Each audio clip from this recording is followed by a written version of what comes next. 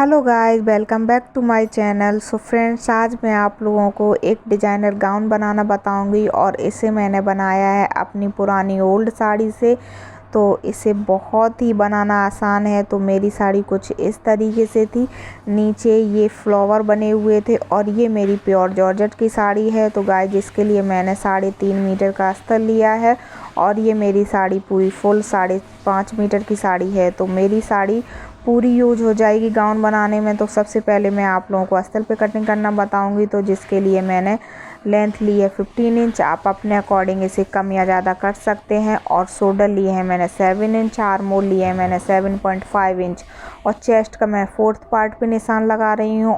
और नेक विड्थ ली है मैंने 4 इंच और लेंथ ली है उसकी 6 इंच और नीचे से मैं नेक विड्थ ले रही हूँ 5 इंच, क्योंकि मुझे नीचे से थोड़ा ब्रॉड रखना है इसमें, तभी इसकी डिज़ाइन समझ में आएगी।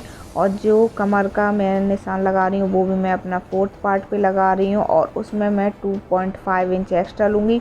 जो मेरा प्रिंसेस कट करूँगी उसके लिए मैं डॉट्स के लिए निशान लगाया है और 2 इंच का मैं मार्जिन का निशान लगा दूँगी। तो सारे निशान को मैं सीधा ड्रॉ कर लूँगी और आधा इंच का शोल्डर डाउन करूँगी और इसके बाद मैं ब्रेस्ट का निशान लगाऊंगी। तो ये ब्रेस्ट के अकॉर्डिंग लगता है, तो मैं 10.5 पे निशान लगा रही हूँ और गले के साइड से 3.5 इंच का निशान लिया है। तो इस तरीके से मैं एक स्ट्रेट लाइन ड्रॉ कर लूँगी और जो डॉट्स का निशान है वो मेरे दोनों डॉट्स का निशान मैं 1.25 पे लगाऊंगी।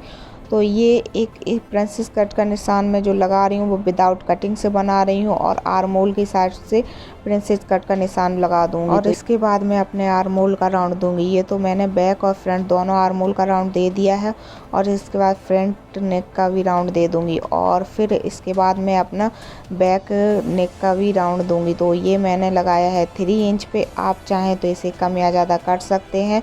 तो सारे निशान मेरे लग चुके हैं और इन सभी को मैं कटिंग कर लूँगी। तो ये देखिए मेरे बैक और फ्रंट पार्ट दोनों कटिंग हो गए हैं।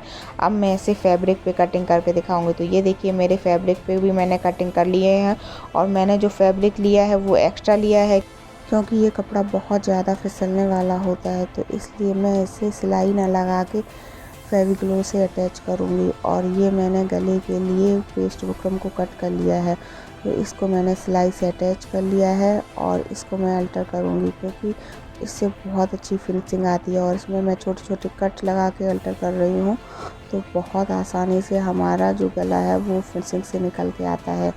तो ये देखिए मेरा एक कट लगने के बाद मैं इसे पलट लूँगी और इसके बाद मैं इसे फेविग्लो से अटैच करूँगी।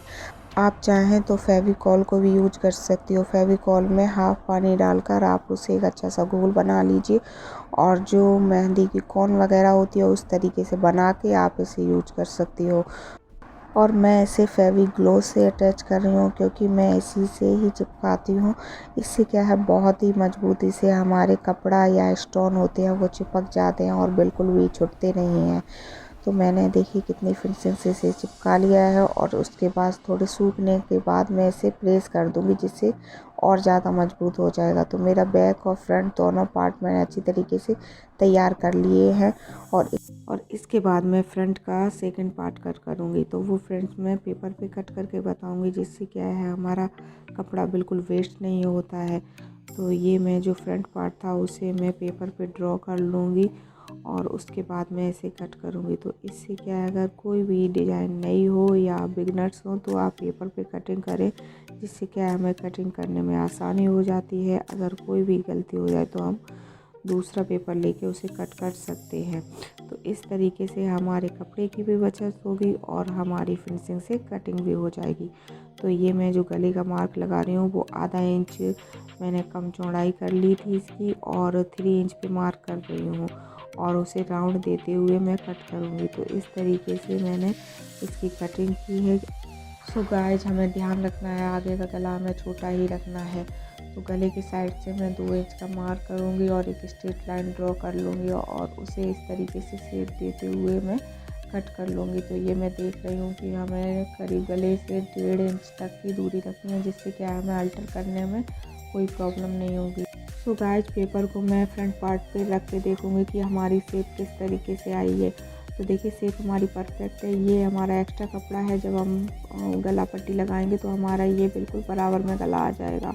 और गाइस जो हमारा और ये भी कपड़ा था उसके लिए मैंने पेपर बुकरम को कट कर लिया है और कपड़े की पट्टी को अटैच करके इस तरीके से सिलाई से मैं छोटे छोटे कट लगा दूँगी, क्योंकि मैं इसे अल्टर कर रही हूँ, जिससे क्या हमारा बहुत फिनिशिंग के साथ हमारा आगे का पार्ट तैयार हो जाता है और कोई प्रॉब्लम नहीं आती है।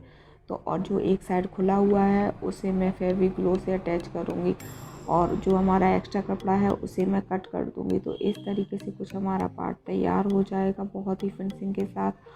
और मैं इसे आप लोगों को आगे के पार्ट पे रख के दिखाती हूँ। तो देखिए कुछ इस तरीके से लगेगा ये। और मैंने अभी आगे की डॉट्स पे सिलाई नहीं लगाई है, तो वो भी मैं ऐसे देखिए सिलाई लगा दूँगी। तो ये मैंने विदाउट कटिंग के बनाया है। तो इस तरीके से आपका आगे का पार्ट तैयार हो गया है और मैं इसमें इसके बाद ब्लैक बटन लगाऊंगी। आप चाहें तो फ्लावर भी अटैच कर सकते हैं। तो देखिए कितनी फिनिशिंग के साथ हमारा आगे का पार्ट तैयार हो गया है। और अब हम बैक पार्ट पे अपनी चेन लगाएंगे। तो ये चेन के लिए मैंने 2 पट्टियाँ कट कर ली हैं और ये मेरी उल्टे लॉक की चेन है। इससे क्या है हमारी चेन बिल्कुल दिखाई नहीं पड़ती है। तो आप चाहें तो हुक पट्टी भी अटैच कर सकते हैं। मैं इसमें चेन अटैच कर रही हूँ। तो ये देखिए सबसे पहले मैं पट्टी अटैच करूँगी, उसके बाद चेन लगाऊँगी। तो चेन को मैंने कुछ इस तरीके से अटैच किया है और जो मेरी ये पट्टियाँ थी उसे मैं चेन के ऊपर से लगा लूँगी, जिससे कि हमारी चेन बहुत मजबूती के साथ तैयार हो जाती है। तो देखिए फ्रंट और बैक पार्ट हमारे कुछ इस तरीके से हैं, लग रहे हैं। और ये मैं अब आप लोगों को स्लीव्स की कटिंग बता रही हूँ। तो स्लीव्स में पफ स्लीव्स काटना बताऊँगी आप लोगों को। आप चाहें तो नॉर्मल स्लीव्स भी तैयार कर सकते हैं। तो ये सो गाइस स्लीव्स पे मैं अस्तर अटैच नहीं करूँगी। तो स्लीव्स मैंने ली है 12 इंच की और जो मेरी पट्टी है उस पर मैं अस्तर अटैच कर रही हूँ, तो वो मैंने 4 इंच की ली है। तो ये मैंने बीच से पट्टी को कट कर लिया है और एक साइड इसमें मैं डोरी की लूप्स लगाऊंगी और एक साइड इसे फिनिशिंग के साथ पलट दूँगी। तो देखिए कुछ इस तरीके से हमें पलटना होगा। तो बीच में ये देखिए मैंने चुन्नट डाल ली है और उसके बाद एक साइड लूप्स लगा के इस तरीके से कुछ हमारी स्लीव्स तैयार हो जाएंगे। तो इसमें मैं बटन लगाऊंगी। तो आप लोगों को मैं रख के दिखा रही हूँ कि कैसी लग रही है। तो ये देखिए मैंने परफेक्ट तरीके से इसे अटैच कर लिया है। तो हमारी स्लीव्स भी तैयार हो गई हैं और पफ स्लीव बहुत ही सुंदर लग रही हैं।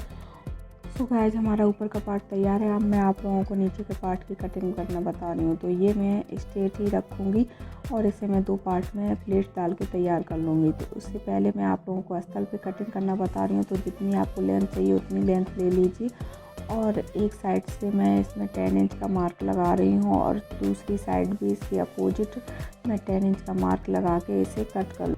सो गाइस आपको उसी तरीके से तैयार करना है जिस तरीके से हम पेटीकोट को कट करते हैं। तो ये देखिए हमारा इस तरीके से मैंने अस्तर कट कर लिया है और नीचे से मैं इसे मोड़ के अपने जो फैब्रिक था उसमें अटैच कर लूँगी। तो इसको आपको अटैच करने का तरीका ये है, आप एक सीधा पार्ट रखिए और एक आपका और भी पार्ट रहेगा और फिर नीचे से राउंड करके इसे अटैच कर दीजिए। तो ये देखिए मैंने इसमें अटैच कर लिया है। तो दोनों पार्ट्स में मैंने इसी तरीके से अटैच कर लिया है। तो अब मैं इसे अपने ऊपर के पार्ट में दोनों पार्ट को अटैच कर दूँगी। तो देखिए कुछ इस तरीके से हमारी ये गाउन तैयार हो गई है और इस डिज़ाइन को आप चाहें तो अपने ब्लाउज में भी तैयार कर सकते हैं। तो गाइस देखिए ब्लाउज में कुछ इस तरीके से आपकी डिज़ाइन लगेगी। तो मैंने जैसे आप लोगों को गाउन में आगे ये डिज़ाइन बताई है, इस तरीके से आप नेट का पार्ट लगा के आप ब्लाउज के बैक में इसे डिज़ाइन तैयार कर सकते हैं। तो बहुत ही सुंदर लगती है।